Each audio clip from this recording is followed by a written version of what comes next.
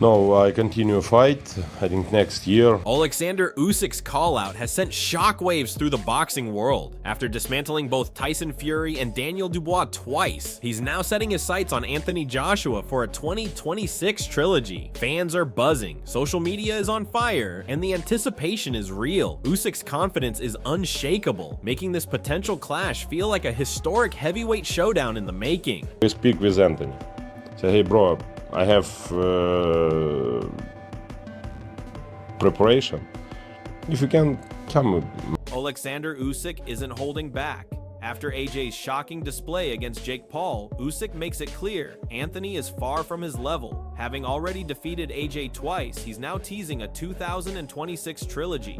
Fans everywhere are buzzing, debating how Usyk could dismantle AJ again, while Jake Paul's brief chaos only amplified the hype for the ultimate rematch.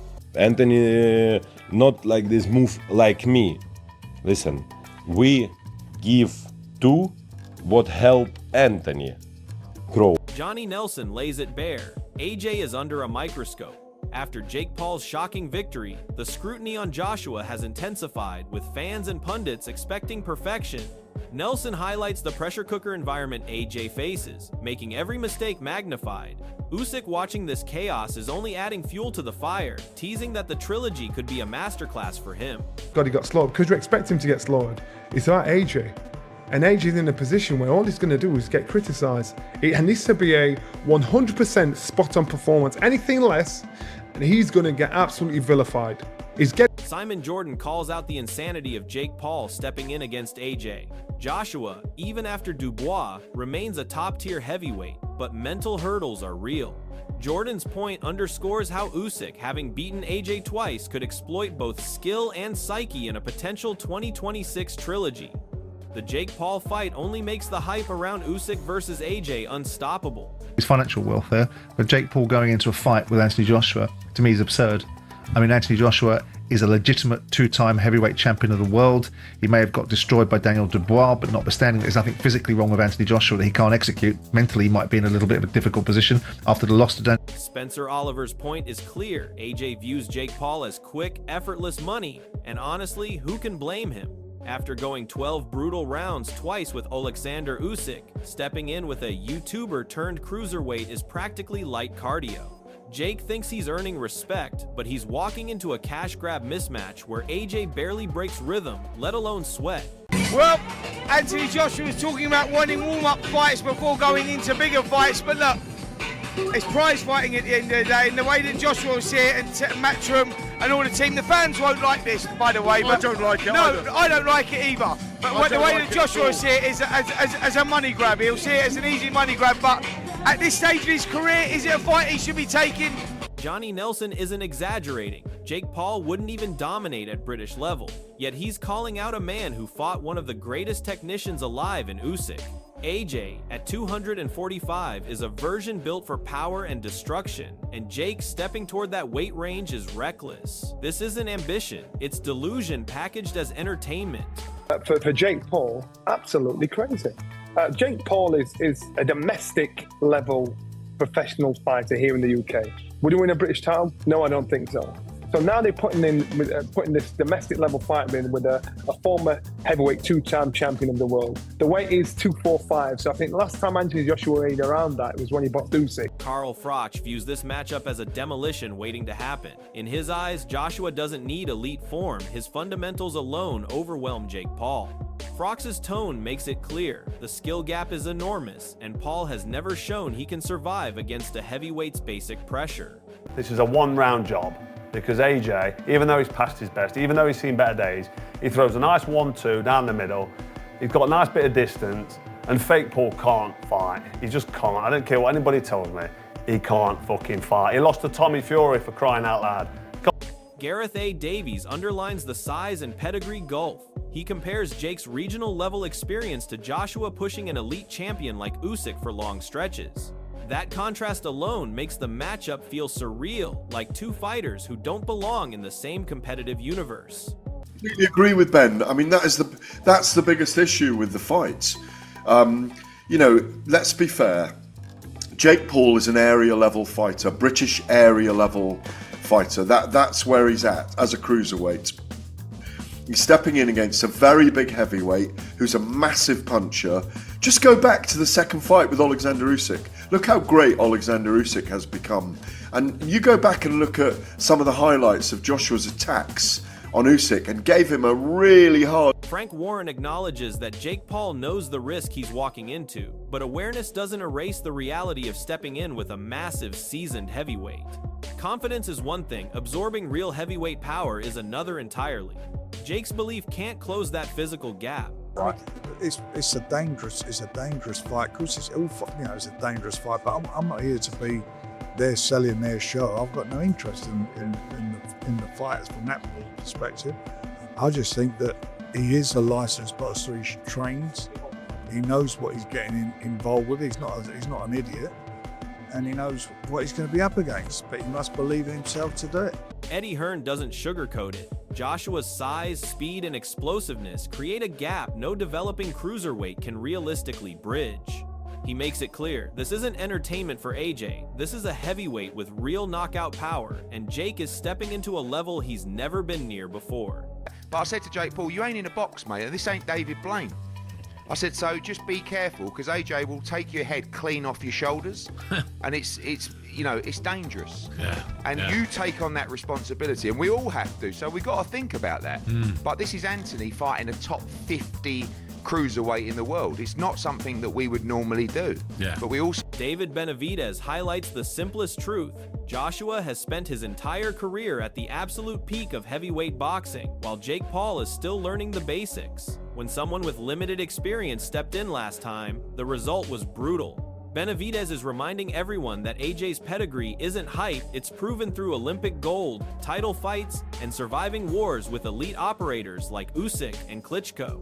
When a fighter with that resume faces someone still figuring out core mechanics, the danger becomes real. The levels are miles apart, and Benavidez leaves no doubt who controls every second of that ring. Anthony Joshua is Anthony Joshua. He's multiple-time champion, Olympic gold medalist. The last time somebody stepped in the ring with him that didn't have that much boxing experience was Ngannou, and you've seen what happened to him. But Tony Bellew goes beyond competitiveness. He's questioning safety. When a former cruiserweight world champion calls something dangerous, it carries weight.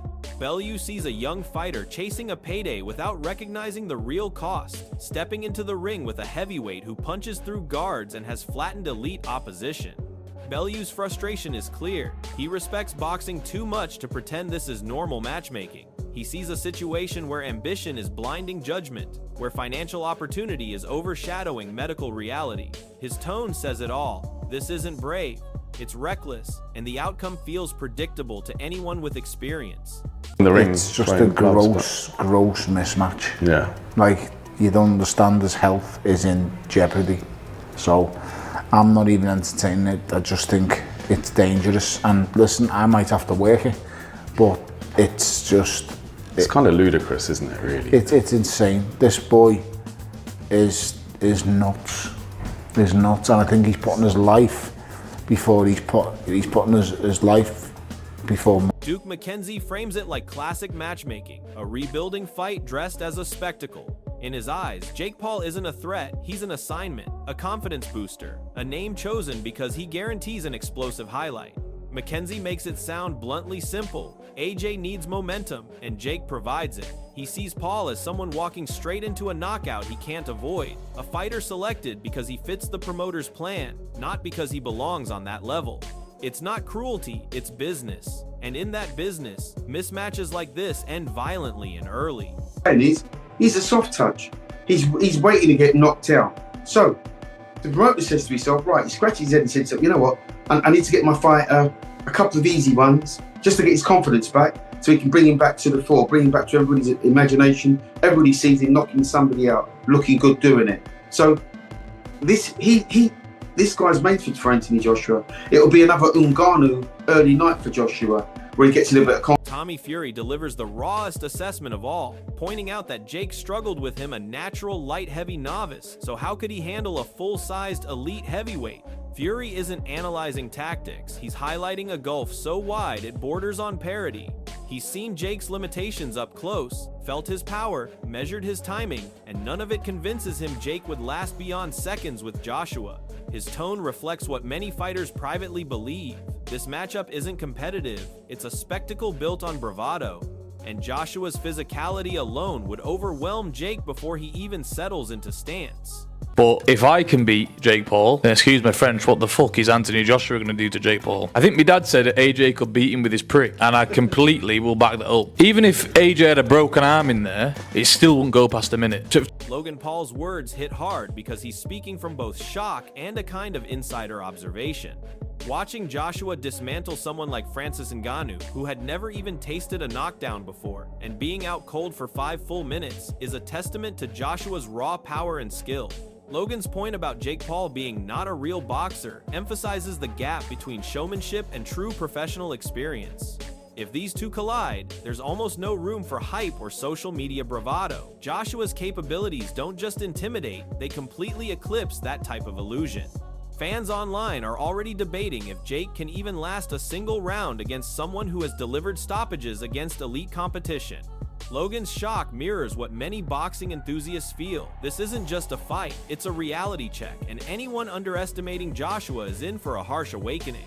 The Joshua thing is crazy. Is that a real conversation? Jake's a fucking lunatic, and it's probably real. I saw Joshua knock out Francis Ngannou, and the guy was like out cold for 5 minutes, and this is a guy who had never been knocked down, let alone knocked out. If he steps in the ring with him, and actually a bell rings and there are punches thrown, every bit of Jake Paul is not a real boxer conversation is gone forever. Chizora's perspective is brutally realistic. He isn't just hyping the fight, he's talking about expectations and the pressure Joshua would face. According to Derek, anything beyond 5 rounds against someone like Jake Paul is practically unforgivable in the public eye, and he's clear that Joshua has a standard to uphold. Chisora draws on Joshua's past, highlighting his first-round demolition of Francis Ngannou as proof that Joshua can and should finish fights decisively. The underlying message here is psychological as much as it is physical. Fighters aren't only battling opponents, they're battling perception. Fans and critics alike are ready to scrutinize every second of Joshua's performance, and Chizora's advice frames the fight as a test of both discipline and dominance. There's no room for error, and Joshua's reputation demands that he ends things early, leaving no doubt about the outcome. So I told Anthony, I already messaged Anthony, I was like, listen, I tell you what, I said to AJ, if this goes past 5 rounds, everybody's gonna be having a go at you because you can't go past 5 rounds with this kid. He has to go past 1 round or 2 rounds. Past beyond 4 or 5 rounds, you know, people are gonna be doubting you as a fighter himself. So he has to smoke him out like what he did Francis Ngannou in Saudi Arabia in 1 round. Frank Warren brings a level-headed lens to the chaos. Unlike the hype-driven chatter from other corners, Warren focuses on mindset and preparation. He repeatedly emphasizes dangerous, but clarifies that it's not about spectacle, it's about real skill, training, and awareness. His acknowledgement that Joshua knows the stakes and isn't an idiot adds nuance. This isn't a reckless gamble, it's a calculated risk. Yet Warren also reminds us that belief is critical. Physical skill alone doesn't carry a fighter through a high-pressure bout. This commentary resonates with seasoned fans who understand that boxing is as much psychological as physical. Fans are drawn into the tension, Warren describes, appreciating that even in a matchup with a social media giant like Jake Paul, the mental aspect can't be ignored. Joshua's confidence, preparation, and composure are under the microscope as much as his punches. It's a dangerous fight. Of course, it's a dangerous fight. But I'm not here to be there selling their show. I've got no interest in the fighters from that perspective.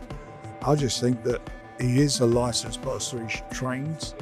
He knows what he's getting involved with. He's not an idiot, and he knows what he's going to be up against. But he must believe in himself to do it. Duke McKenzie dives straight into the mismatch issue, framing the fight in stark terms. The weight disparity alone, an 18-stone trained athlete against a much smaller contender, creates a dangerous environment. But beyond size, Duke questions legitimacy. Jake Paul hasn't earned a place in the heavyweight hierarchy, hasn't faced top competition, and lacks the pedigree Joshua brings. This perspective underscores a recurring theme among boxing purists. Fame and social media following don't equate to readiness in the ring. Fans online echo this frustration.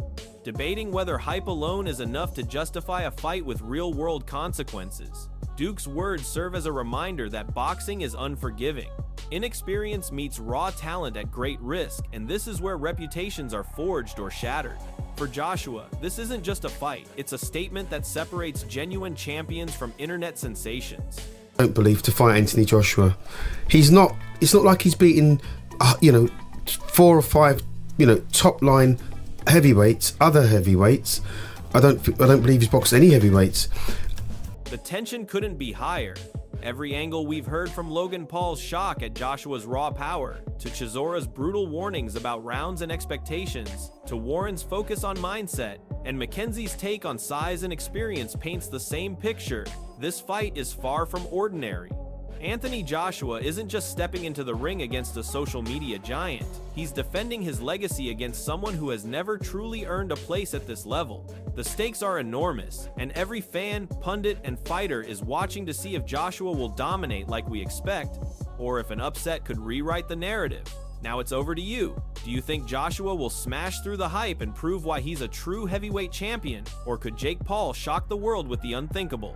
Drop your predictions in the comments below, tell us how you see the fight going, and make sure to hit that like and subscribe button so you don't miss the full breakdown when the gloves finally come off.